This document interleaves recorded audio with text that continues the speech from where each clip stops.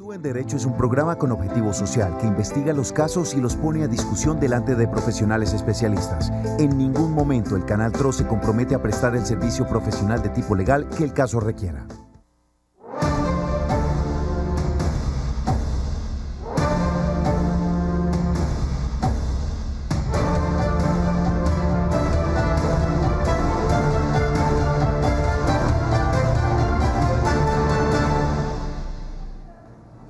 Hola, feliz tarde, bienvenidos a Actúe en Derecho, su programa jurídico, el programa que le acompaña todos los días de 2:30 a 3:30 de la tarde.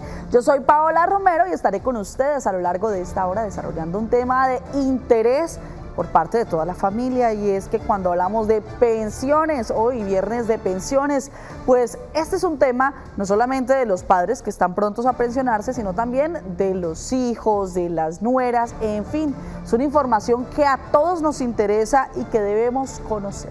Pero antes, una información importante de la campaña de prevención que tiene el Canal TRO frente al COVID-19 y la implementa a través del programa Actúe en Derecho. Lávate las manos con agua y con jabón, evita tocar ojos y boca. Usa tapabocas, máscara, careta, evita el contacto físico. Procura guardar distancia, limpia las superficies y los objetos. Esta es una recomendación del Canal TRO y del programa Actúe en Derecho para que nos sigamos cuidando, nos sigamos protegiendo, porque el virus no se ha ido, permanece entre nosotros y de todos nosotros depende que esto definitivamente ya termine, o pues que de todas maneras esta segunda intención de volver nuevamente el virus a arremeter en contra de la humanidad aumente. Está en sus manos. La invitación es a vacunarse, a seguirnos cuidando, como lo hacemos a esta hora de la tarde también con la doctora Marlene Murcia, quien se encuentra allí desde la virtualidad. Doctora Marlene, bienvenida a Actúe en Derecho, feliz tarde. Hola Paola, buenas tardes para todos nuestros televidentes. Sí señora, el virus no se ha ido y amenaza con repuntar. Ya hay países europeos donde la situación ha vuelto a ser. En China hay algunos confinamientos, en fin. Solo que ahora pues ya estamos más preparados, ya tenemos más información y ya depende de nosotros, como decía Paola, cuidarnos. Así que esta tarde los estamos acompañando desde la virtualidad. Para este viernes de pensiones, un tema siempre vigente, un tema interesante, un tema que nos compete a todos, jóvenes y adultos. Entonces, así que bienvenidos, tengan listas todas sus preguntas que nuestro especialista se las va a resolver. Así es, y si quieren saber quién es nuestro especialista invitado, pues sigan ahí conectados los que se encuentran en Facebook a través del perfil del Canal TRO, aquellos que lo hacen a través de la señal donde llega la señal del Gran Santander, allí en todos los rincones de Colombia y del mundo. A ustedes, gracias por compartir con nosotros. Y nuestro abogado invitado en la tarde de hoy se trata del abogado Jorge Luis Quintero, quien está también desde la virtualidad ahí conectado con nosotros. Abogado, feliz tarde y bienvenido a Actúe en Derecho. Buenas tardes, Paola, un cordial saludo para usted y para la doctora Marlene, para todos los televidentes y seguidores del Canal TRO. Bueno, abogados, entramos en materia porque ustedes saben que el tema de pensiones es el tema que más consultan en nuestro programa. Vamos con la primera pregunta que nos hacen a esa hora a través del 310-2223-051. Allí nos llegan las diferentes preguntas a través de WhatsApp. Recuerde que está habilitada esta línea para que nos envíe mensajes a través de WhatsApp, en videos, audios, en fin. El siguiente mensaje dice así: buenas tardes. ¿Qué es y quién paga las pensiones voluntarias? Janet Quiseno. Abogado, ¿qué es una pensión voluntaria y quién es el responsable de cancelarlas? Bueno, las pensiones voluntarias en sentido estricto no las entendemos de esa forma. Lo que hay lugar es hacer cotizaciones voluntarias que se diferencian de las cotizaciones obligatorias. Es decir, ¿qué personas son las obligadas para cotizar al Sistema General de Pensiones? Las personas que tienen capacidad de pago, las personas que son empleadas, las personas que son independientes o las personas que no son independientes pero que generan ingresos como rentitas de capital o cualquier otro tipo de inversión. Entonces, en el régimen de prima media, que es el que administra Colpensiones, solo se pueden cotizar los aportes obligatorios de acuerdo al ingreso base de cotización y de acuerdo pues al monto que la persona vaya a establecer. En el régimen de ahorro individual, la persona puede, aparte de realizar las cotizaciones obligatorias, hacer cotizaciones voluntarias.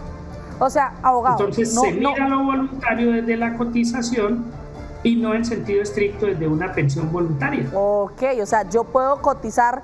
Una cosa es la obligatoria, la que me toca si estoy trabajando, si me encuentro, pues lo que usted mencionaba anteriormente, pero yo decido ahorrar un poco más, yo decido pagar un poco más, esto ya es voluntario, esto lo puedo hacer solamente en el régimen de prima individual. De ahorro individual. En el régimen de ahorro individual. Ahí voy aprendiendo. Téngame paciencia, doctor Jorge Luis, téngame paciencia. Sí. En el régimen de ahorro individual, o sea, yo digo, quiero cotizar un poco más o quiero hacer este ahorro voluntario. Voluntario, así es. Y si hago esto, ¿qué gano? Depende de la proyección y la simulación que le hagan. En el régimen de ahorro individual, pues hay forma de establecer cuál puede ser el reconocimiento de una prestación económica de acuerdo al monto sobre el que la persona vaya a hacer ese ahorro voluntario, de acuerdo al tiempo que le falte. Eso permite calcular y decir, mire, de acuerdo a este capital, usted podría tener una pensión de este monto. Perfecto. Continuamos con más preguntas a través del 607-648-4820. Se comunican con nosotros. Don José Fernando, bienvenido a Actúe en Derecho. Aló, sí señora, buenas tardes. Buenas tardes, don José Fernando. Cuéntenos cuál es su inquietud. Mi inquietud es la siguiente. Soy pensionado desde el 2012 por invalidez. Cuando eso me pensionaron con 444 semanas. Y en ese momento tenía 1.596 semanas. ¿Será que en el momento puedo aspirar a que me reconozcan algo de las semanas que quedaron? Abogado, ¿nos puede usted de pronto aclarar un poquito este caso? Bueno, cuando una persona es pensionada por invalidez, si llega a la edad de los 62 años, en el caso de los hombres, puede pedir que se cambie el estatus de pensión de invalidez a pensión de vejez, si le conviene más. Si no le conviene, pues no hay lugar a que la persona pida este cambio y le corresponde quedarse con la pensión de invalidez reconocida. ¿Puede en ocasiones, abogado, la pensión de invalidez tener un valor más elevado que el de pensión por vejez? En algunos casos sí, señora, claro. De acuerdo al porcentaje, de acuerdo a la densidad de semanas, una persona con 1.500 semanas puede alcanzar un 75% de porcentaje, que es el caso del televidente, dice más de 1.500. Puede lograr un 75% para pensión de invalidez, pero puede lograr un porcentaje inferior para pensión de vejez, porque la pensión de vejez se calcula de manera diferente y conforme al ingreso base de liquidación que se pueda establecer de cada persona. Perfecto. Bueno, aquí es donde muchos nos perdemos, ¿no, doctora Marlene? Cuando hablamos de las cuentas, de los cálculos, que si tengo, que los últimos 10 años, que no, que ahí en las semanas es donde nos perdemos muchos, ¿no, doctora Marlene? Claro que sí, esto es un tema pues bastante complicado y es de especialistas, pero doctor Jorge Luis, yo le quería preguntar, ¿el televidente puede acercarse al fondo y que el fondo le haga la proyección si le conviene más quedarse con la pensión de invalidez o pasarse a vejez, o él tiene que hacer esto por su cuenta, de otra manera? Claro, pues la entidad directamente no le va a hacer ese cálculo. Él podría solicitar es que le hagan el cambio de pensión de invalidez a vejez si le conviene, solicita el reconocimiento y de esa forma pues al momento de pronunciarse la entidad le corresponde que le muestre cuál sería la mesada de una pensión de vejez y cuál sería pues la invalidez que ya viene recibiendo. En principio, si él puede revisar eso antes de reclamar, pues para que sepa realmente si hay lugar a hacer ese cambio. Ahora, conociendo que tenga cotizaciones por encima del salario mínimo, porque si estamos hablando de una pensión de salario mínimo y cotizada sobre el salario mínimo, no va a tener ninguna relevancia que cambie su estatus de pensión de invalidez a pensión de vejez, porque la pensión va a ser también de un salario mínimo.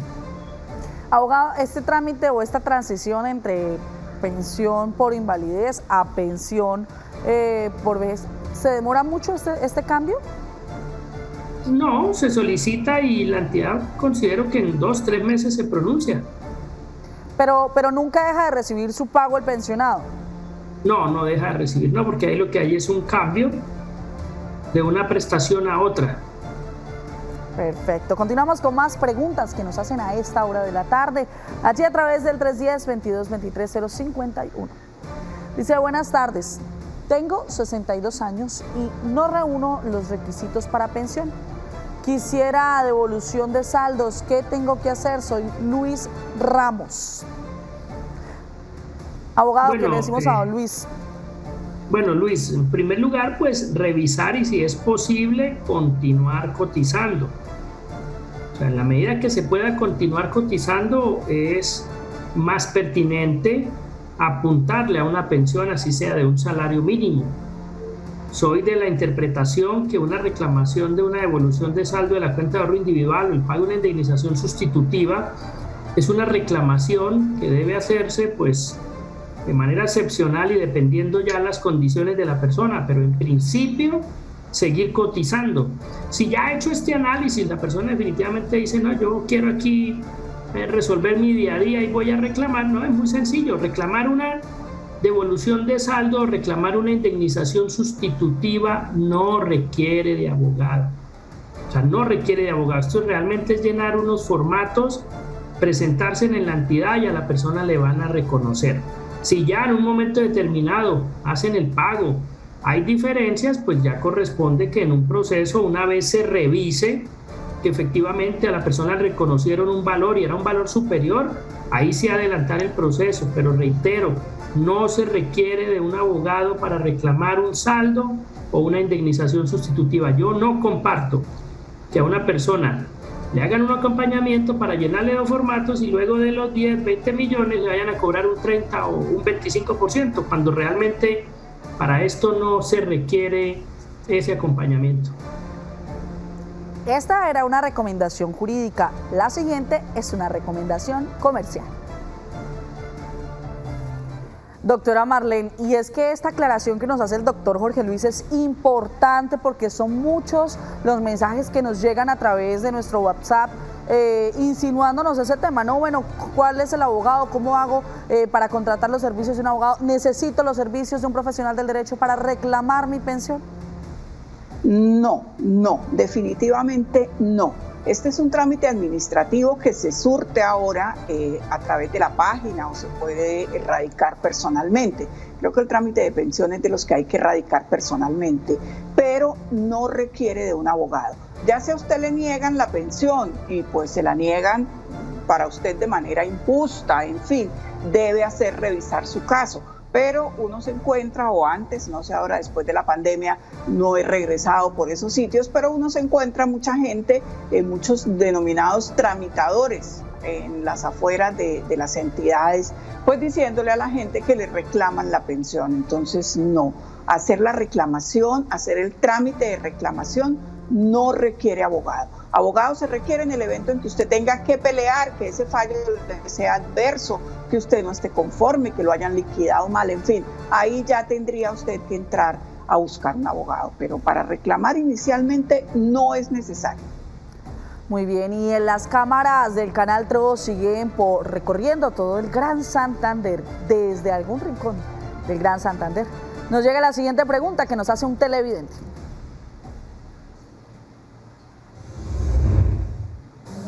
Buenas tardes. ¿Una persona puede recibir pensión por invalidez y vejez de forma simultánea? Bueno, abogado, esta es una buena pregunta. No había pensado o contemplado esta opción. ¿Sí se puede de manera simultánea de vejez y de invalidez al tiempo? Depende. Depende. ¿De qué depende, abogados? Su palabra favorita de Paola, abogado. Esa es mi respuesta. Sí, depende. No, depende de varias situaciones. La primera, cuando la persona está pensionada por invalidez de origen común, no tiene derecho a recibir invalidez de origen común y vejez. Cuando la persona está pensionada por invalidez de origen laboral, tiene derecho a recibir la pensión de vejez si, por ejemplo, ese pensionado por invalidez de origen laboral lo pensionó una ARL privada. O puede ser la única pública que hay, la mixta. Y cotizó al Sistema General de Pensiones, va a tener derecho a la pensión de vejez y a la pensión de invalidez. Si estamos hablando de un docente del sector público que es pensionado, puede ser pensionado por riesgos laborales. Así sea pensionado el docente público por riesgos laborales, no tiene derecho a las dos pensiones porque la entidad que reconoce es la misma.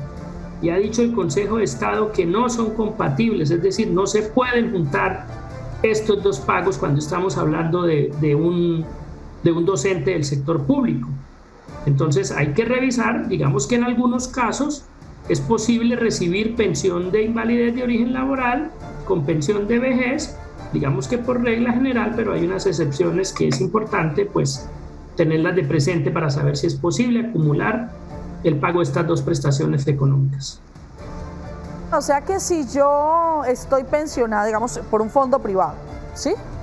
Tengo mi pensión por fondo privado por invalidez. Podría pensionarme, estoy pensionada por invalidez, pero como usted dice, es una enfermedad laboral como tal, ¿sí? ¿Me podría pensionar nuevamente, me podría llegar una segunda pensión por cumplir la edad y por cumplir las semanas? Sí. ¿Solo cuando es por invalidez laboral? Laboral. No solo, porque estaba diciendo que en el caso de un docente puede ser invalidez laboral, pero no va a tener derecho a vejez. Pero una persona que le reconozcan invalidez de origen laboral en una ARL, en las privadas, y el reconocimiento de la pensión de vejez va a ser compatible. Perfecto, continuamos con más preguntas a esta hora de la tarde a través del 607-648-4820. Se comunican con nosotros. Hola, feliz tarde. ¿Con quién hablamos? Buenas tardes. Sí, ¿con quién hablamos? Con Anastasio Osorio. Bienvenido, cuéntenos cuál es su inquietud. Bueno, pues mi inquietud es algo similar a la respuesta que dieron ahorita. Bueno, yo tuve un accidente laboral, a mí me pensionó la ARL, ¿sí?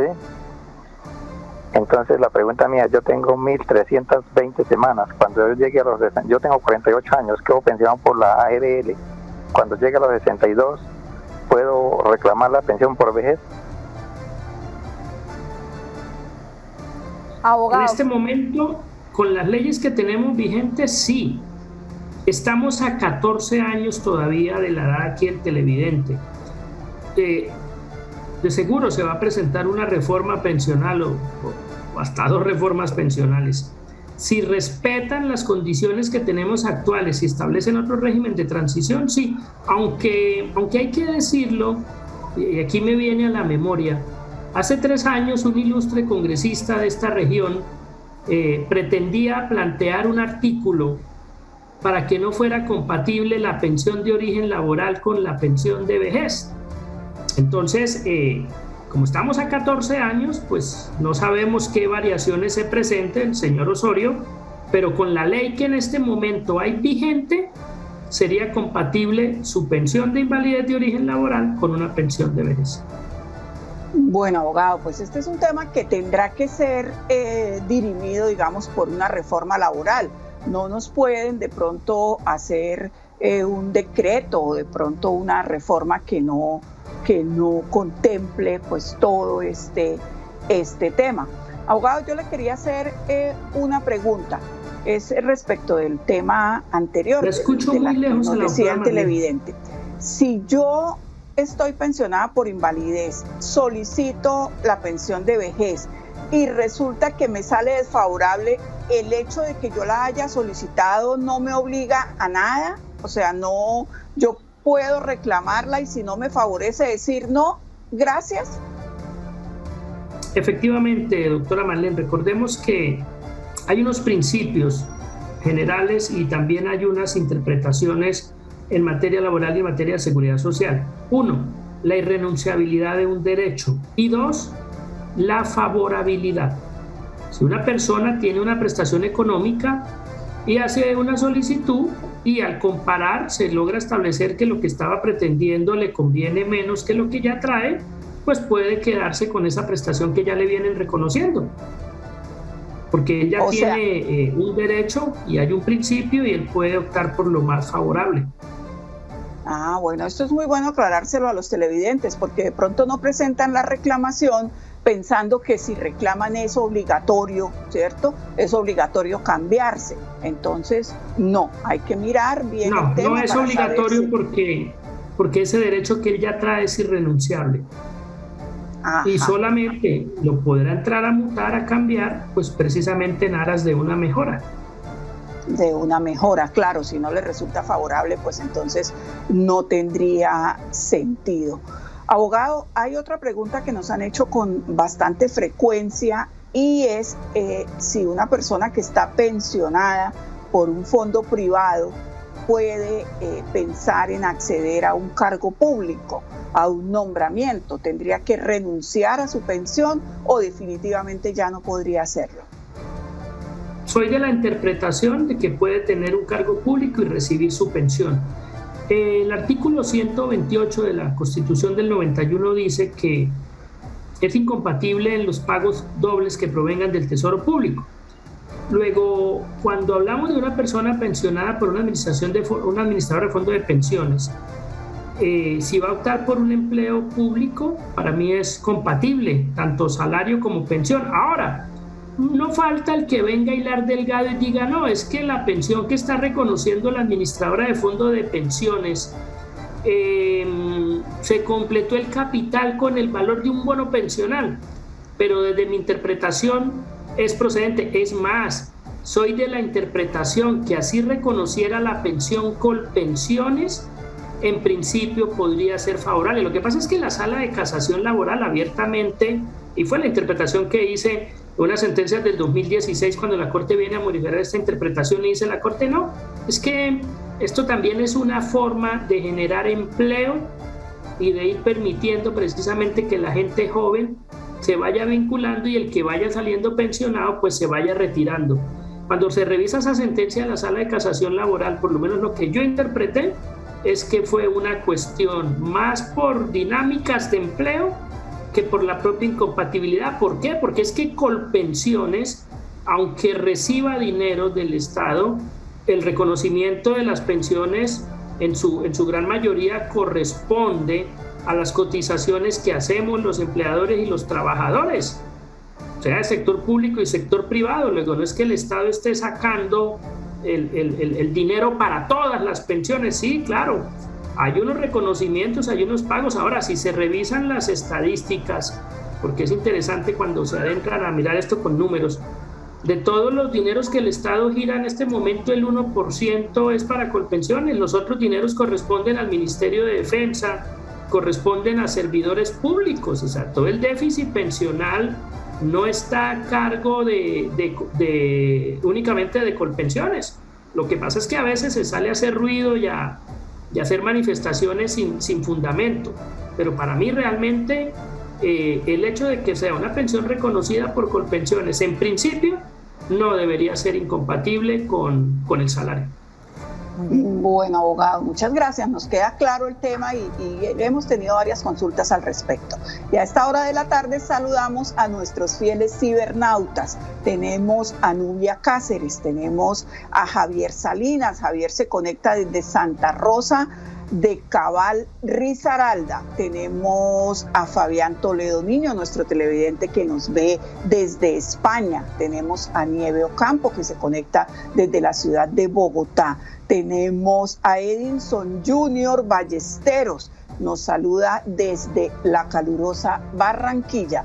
tenemos a Alex Arteaga, que se conecta desde la ciudad de Cúcuta, tenemos a Graciela Torres Fonseca, tenemos a Fabio Parra, tenemos a Elizabeth Melo Amaya, tenemos a Adolfo Gallardo desde la fría Pamplona, tenemos a Hernando Suárez Colorado, fiel televidente desde Pereira. Así es, doctora Marlena, a ellos muchísimas gracias por estar ahí conectados con nosotros y a ustedes que nos están con nosotros conectados a través de la señal del canal TRO. Vamos a una pausa comercial, esto es Actúe en Derecho, hoy en Viernes de Pensiones, ya regresamos.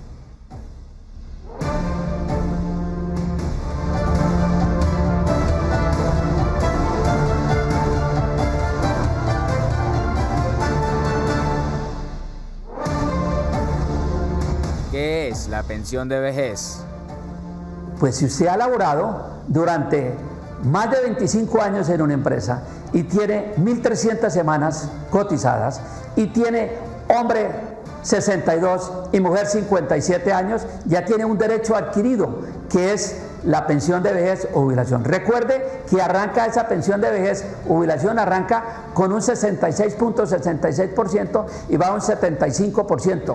No puede ser mayor esta pensión de vejez de 15 o 16 billones de pesos que está controlada y una mínima que es de acuerdo al salario mínimo legal que tenga usted. Continuamos en Actúe en Derecho, abogados, y es que no para nuestra línea de sonar y los mensajes en llegar, allí están a través del 310-2223-051, más mensajes que a esta hora de la tarde nos llegan a través de nuestros televidentes, aquellos que se conectan también a través del 310-2223-051. Dice así: buenas tardes, mi abuelo acaba de fallecer, él era pensionado y mi madre tiene discapacidad epiléptica. A ella le corresponde la pensión. Soy Patricia Godoy, abogado. Sí, Paola, pero antes de eso quiero hacer una precisión del anuncio anterior, ¿sí? Sí, señor, claro. Hay una imprecisión respecto al porcentaje y pues hago la aclaración porque sé la claro que sí, cantidad de televidentes y seguidores que tenemos. La pensión de vejez no inicia en un 66.66 ni llega máximo a un 75.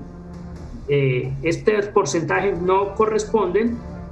La pensión de vejez, por regla general, inicia en un 65%, es decreciente y de acuerdo al número de semanas superiores a las 1.300, se va incrementando en 1.5, pudiendo llegar hasta un 80%. No hasta 80% puede llegar. Sí, en algunos casos, y digo por regla general, porque es que cuando estamos hablando de personas que están en régimen de transición pueden lograr hasta un 90% y los valores pueden oscilar también entre un 45, llegando a un 90, pasando por un 85, por un 60, por un 75, dependiendo la ley que se aplique. Si estamos hablando de una persona que se encuentra en régimen de transición, entonces pues es importante hacer esta precisión. Ahora sí, respondiendo a la pregunta de la televidente, para que un hijo inválido tenga derecho a la pensión, le corresponde acreditar que dependía económicamente de su padre. Entonces aquí respecto a la persona que tiene una condición de discapacidad derivada de una epilepsia, para que pueda aspirar a esa pensión de sobrevivientes le corresponde acreditar que dependía económicamente de su padre. Pero si abogado, no se acredita... Mi pregunta me surgió justo en este momento. ¿La epilepsia puede considerarse como una discapacidad?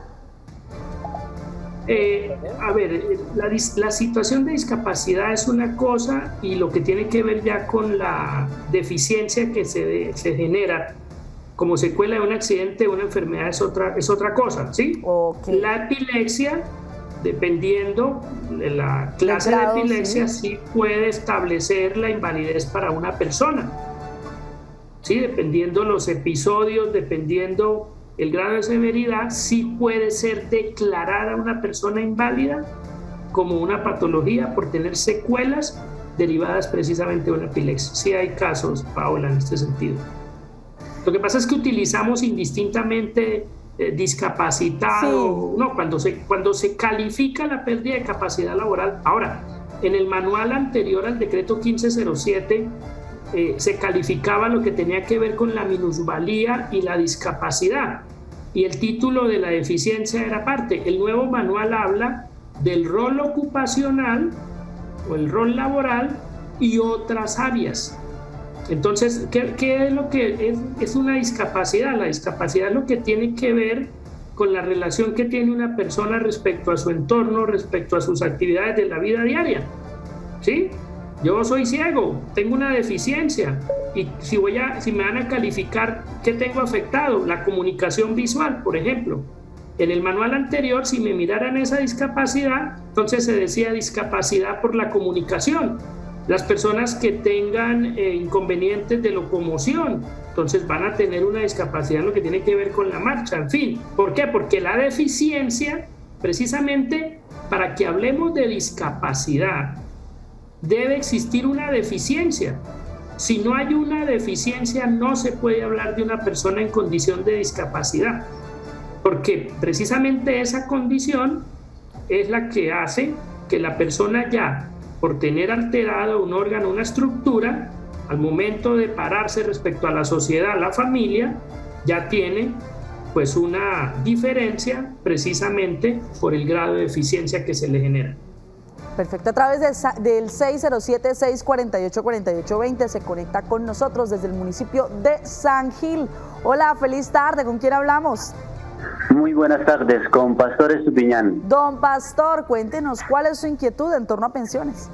Bueno, mi inquietud es, yo empecé a cotizar en el año 97 y en este momento tengo 1904 semanas. Hasta el año 97 yo estaba cotizando entre 6 y 7 salarios mínimos, pero a partir del 2000 más o menos ya mi cotización ha sido de un salario mínimo. ¿Cuál puede ser mi pensión, que ya estoy próximo en febrero a pensionarme? Abogado, ahí es cuando usted entra con los números y uno empieza a echar lápiz y a confundirse. Claro. Ahora sí, aquí, Pastor, si está cotizando sobre el mínimo desde el año 2001, si calcularan su primera mesada por los 10 últimos años, sería de un salario mínimo. Sin embargo, de acuerdo al artículo 21, cuando una persona tiene más de 1.250 semanas, se puede calcular su primera mesada por el promedio de los 10 últimos años o el promedio de toda la vida laboral, el que más le convenga. Okay. En este caso, según refiere usted, desde el año hasta el año 97 usted tenía cotizaciones entre 6 y 7 salarios mínimos. Luego, del 97 al 2021 hay 24 años. Podríamos decir que usted tiene 1.200 semanas con salario mínimo y 700 semanas con un ingreso superior al mínimo. Entonces le corresponde que solicite el reconocimiento de la pensión, siendo calculada su mesada por el promedio de toda la vida laboral y no por el promedio de los 10 últimos años. Pero esa petición la hago yo como reclamante de la pensión o el fondo de pensiones la hace así nomás. Le corresponde a la entidad hacerla. He conocido algunas resoluciones donde, por ejemplo, Colpensiones hace los dos cálculos. Dice, mire, por los 10 últimos años por toda la vida laboral, el valor que más le favorece es este. Sin embargo, si la persona va a llenar los formularios, cuando llene los formularios va a hacer un escrito donde diga, solicito que al momento de calcular mi mesada se revise si me conviene más por los 10 últimos años o por toda la vida laboral. Abogado, o sea que para este trámite tampoco necesita contratar los servicios de un profesional en derecho para poder hacer todo este Tampoco. No, lo que luego la persona, cuando tenga cotizaciones superiores al mínimo, lo que le corresponde a la persona, si no sabe hacer estos cálculos, es sí preguntarle a alguien que le revise si el valor de su primera mesada quedó calculada de acuerdo a sus cotizaciones. Ahí sí, si la persona no, para eso sí es importante que una persona solicite orientación, para mirar si la mesada corresponde o no corresponde, porque sí hay mesadas en este momento que salen liquidadas por debajo de lo que a la persona le corresponde, como hay mesadas que salen bien liquidadas. Y a través de Facebook nos llega la siguiente pregunta de aquellos cibernautas que están conectados con nosotros. Dice así Amanda García: buenas tardes. A los jóvenes trabajadores que tienen IBL superior a 5 salarios mínimos, ¿qué régimen le conviene más? Gracias, feliz tarde. Abogado, ¿cómo así? Jóvenes trabajadores que tienen IBL, ¿cómo hacemos para entender esto? Bueno, pues supongamos que estamos hablando de la generación Z, que son los nacidos del 96 en adelante, o la generación 98 en adelante, o la generación X, pongamos menores de 30 años. Perfecto. Entonces, si estamos hablando de una persona, pues depende esta persona qué proyecciones tenga, aunque soy de la siguiente interpretación. Mirar una revisión de esta naturaleza a los 25, 28, 30 años me parece prematuro. ¿Por qué? Porque realmente la proyección se revisa es respecto a lo que podría ser la tasa de reemplazo o mesada en caso de pensión de vejez. ¿Y por qué? Porque una persona que esté afiliada a los 30, a los 35, si se presenta una contingencia derivada de la invalidez o de la muerte para sus sobrevivientes, tanto en uno como en otro régimen, la pensión se calcula de la misma forma. Ahí, a lo que tendría incidencia es mirar esa proyección sobre esos 5 salarios, cuánto puede representar. Pero sin embargo, si se quiere llegar al final, al reclamar una pensión, la tasa de reemplazo en el régimen de prima media, de acuerdo a la estructura que tenemos actualmente, es superior a lo que ofrece el régimen de ahorro individual. O sea, el régimen de ahorro individual máximo puede ofrecer una tasa de reemplazo del 34, 35, 39%. El régimen de prima media puede iniciar con una tasa mínimo del 55 y llegar hasta el 80. Si ponemos esto en números, una persona que cotice sobre 5 millones de pesos y el fondo le dé máximo una tasa de reemplazo del 35, le va a dar una pensión de 1.950.000 pesos. Si el otro sistema le entrega una tasa de reemplazo mínimo del 55, llegando hasta el 80, promediemos en un 70, puede recibir una pensión de 3.850.000 pesos. Bueno, doctora Marlene, estas son las cuentas que tiene que hacer uno. Claro, estas son las cuentas que tiene que hacer uno. Para eso es que se mira el IBL, que es el ingreso base de liquidación. Es el ingreso sobre el cual van a liquidar su pensión. Entonces, ese es el IBL, ingreso base de liquidación. Ahí voy aprendiendo, abogados. No soy tan rápida y tan experta como ustedes, pero ahí voy. Ingreso base de liquidación. Ahí vamos, ahí vamos. Vamos aprendiendo, porque es que este tema realmente requiere de especialistas. Así es, vamos a una pausa comercial, ya regresamos. Esto es Viernes de Pensiones en Actúe en Derecho. Ya regresamos.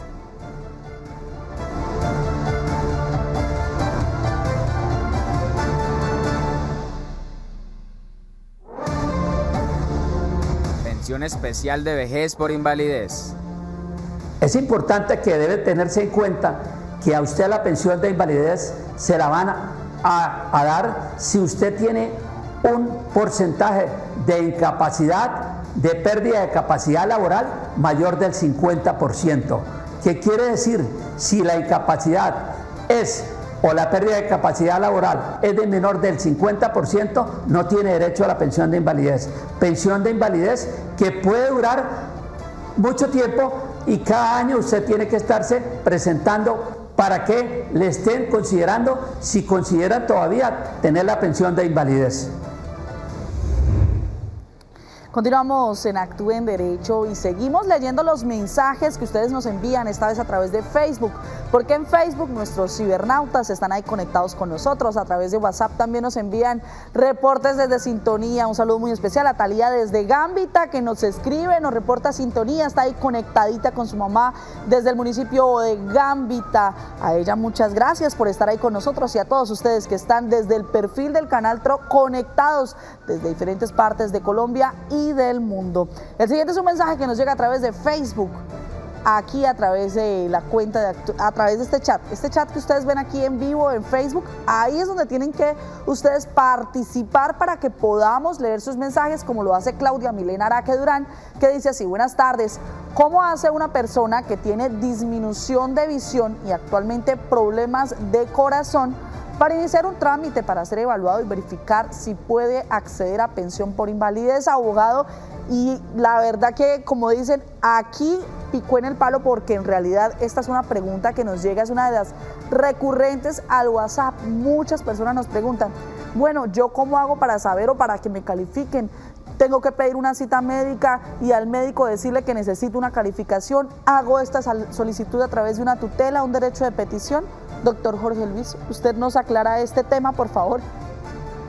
Claro, para que una persona solicite la pérdida de capacidad laboral, requiere como mínimo que el médico tratante dé un concepto de mejoría máxima o un concepto de rehabilitación.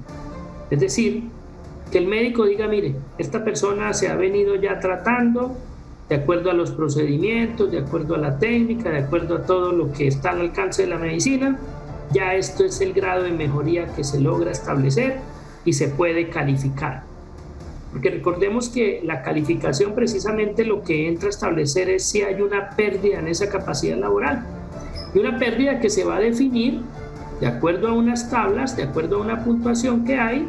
Luego es importante que la persona ya haya terminado ese tratamiento, ya tenga la rehabilitación para que se pueda abrir camino la calificación. Esa calificación la puede pedir directamente la persona ante la entidad, no requiere tampoco de abogado, ¿sí? Simplemente la persona con la historia clínica actualizada, con los respectivos conceptos, pues ya pide la calificación, y lo que sí la persona requiere es que le revisen el dictamen, si en un momento determinado ese porcentaje es inferior al 50, y así sea del 50 o superior, fijarse la persona que dentro del término de la fecha de estructuración, dentro de esos años anteriores a la fecha de estructuración, la persona cuente con semanas, porque muchas veces la persona sale contenta porque le dieron el 60, el 70%, y resulta que cuando se va a mirar la historia laboral, teniendo en cuenta la fecha de estructuración, si se entra a revisar, resulta que la persona no tiene semanas. ¿Cuántas semanas debe tener, abogado? Depende. También depende, abogado, también. Depende, sí. Entonces, hay varias situaciones, Paola. Por regla general, 50 semanas en los 3 años anteriores. 25 semanas en los 3 años inmediatamente anteriores, 26 semanas en el año inmediatamente anterior, incluso sin semanas en los 3 años inmediatamente anteriores, cuando hablamos de secuelas y de enfermedades que disminuyen la expectativa de vida.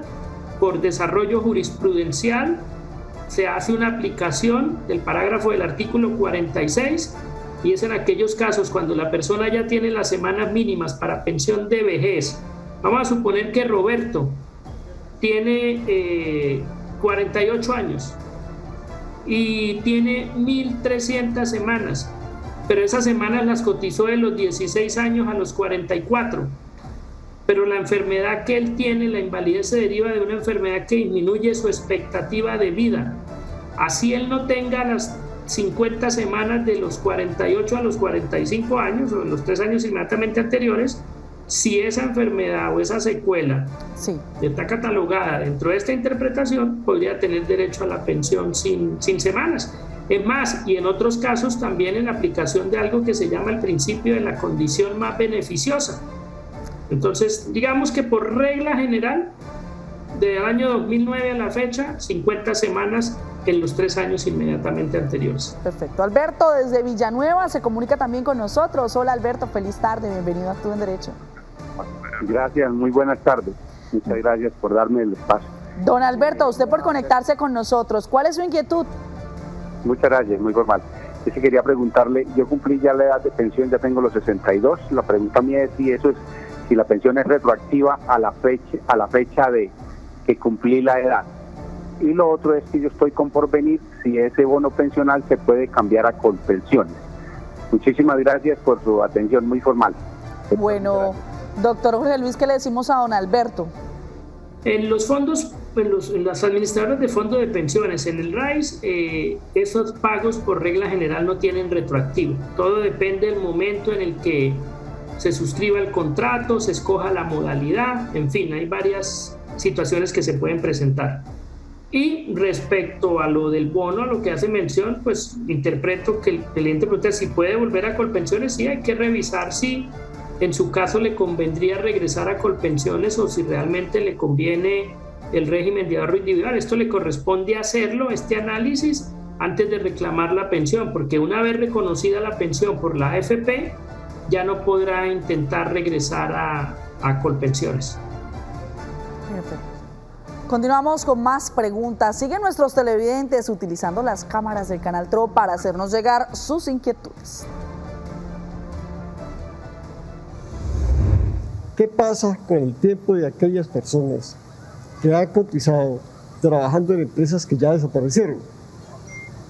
Ese tiempo, Colpensiones, como es lógico, va a decir, no lo tenemos. No cotizaron acá, no le respondemos a ustedes porque no hay ningún contrato, no hay ningún fondo. Ellos dicen, entréguenme los soportes, pero ya el Instituto de Seguro Social no está. Entonces, ¿cómo podemos hacer para que alguien nos dé esa evidencia y nosotros poder ir a Colpensiones y decirle, bueno, respóndenos? Doctora Marlene, esta es de las preguntas constantes de nuestros televidentes, sobre todo de esas personas mayores que han trabajado y que trabajaron por años en empresas, y más ahorita en medio de la pandemia. ¿Cuántas empresas se cerraron?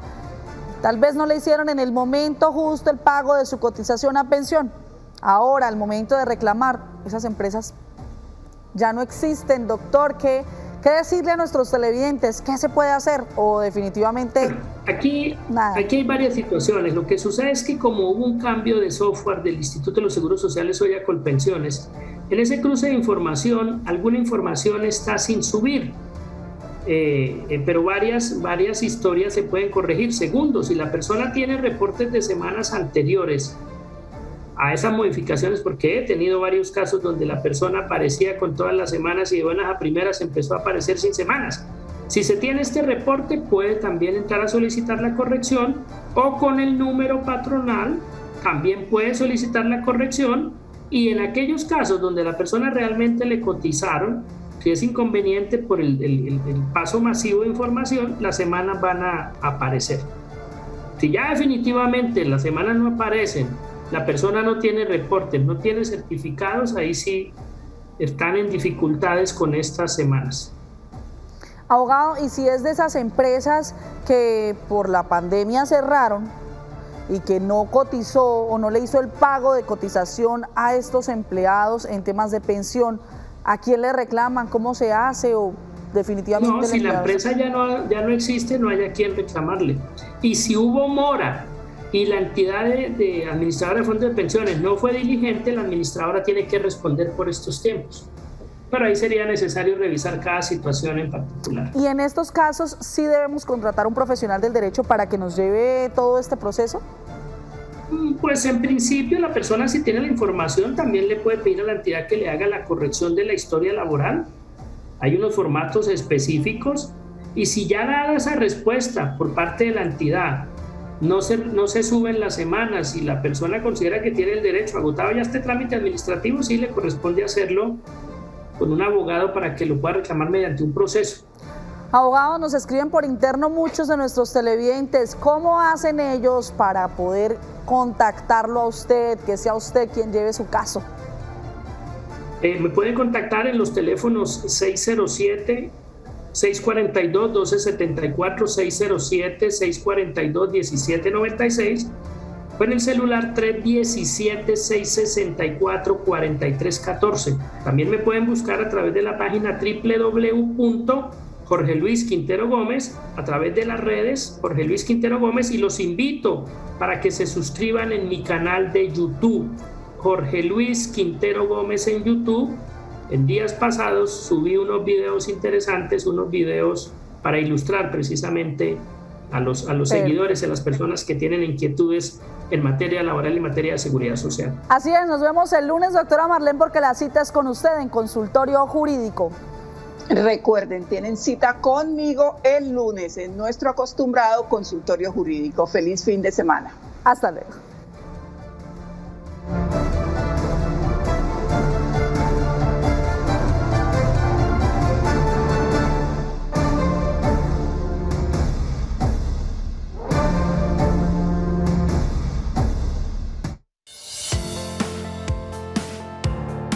El anterior programa fue una realización del Canal TRO.